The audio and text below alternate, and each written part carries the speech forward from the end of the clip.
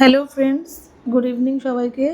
আজকে তোমার সন্ধ্যাবেলা ভাবছিলাম কি করব, তো কিছু বুঝতে পারছিলাম না, কোনো ডিসিশন নিতে পারছিলাম না। তারপরে তো কোথাও গেলামও না।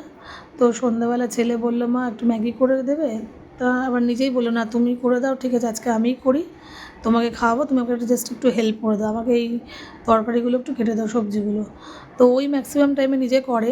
তো আমি বাড়িতে ছিলাম বলে ওকে আমি এইগুলো একটু রসুন, তারপরে পেঁয়াজ, টমেটো, ক্যাপসিকাম এগুলো একটু কেটে দিলাম।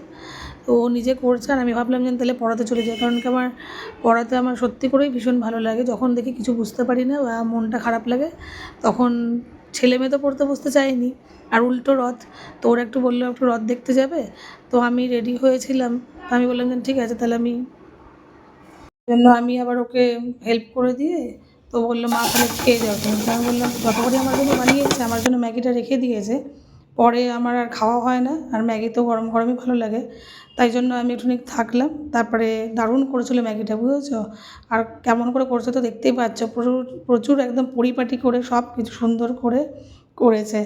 তো ধনেপাতা সব কুচিয়ে রেখে দিয়েছি গার্নিশিংয়ের জন্য, আর বলেছে আমার মুখটা দেখাবে না। এবার আমি এদিকে যতবারই ক্যামেরাটা নিচ্ছি, দেখেছো কীভাবে নাড়ছে, আর মানে ওর এত মানে করার স্টাইল দেখো, পুরো একদম মনে হচ্ছে চাউমিনের দোকানে যেমন স্মোকি একটা ফ্লেভার আনে, ওরা ফ্লেমটা হাই করে দিয়ে ওইভাবে করছে।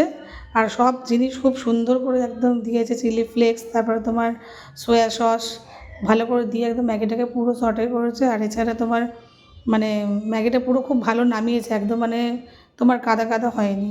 দেখো গার্নিশিং করছে, আমাকে তো টেস্ট করালো, আমার খুবই ভালো লেগেছে, আর আশা করি তোমাদেরও ভালো লাগছে। তো তোমরাও এরকম করে দেখো, খুব ভালো লাগবে।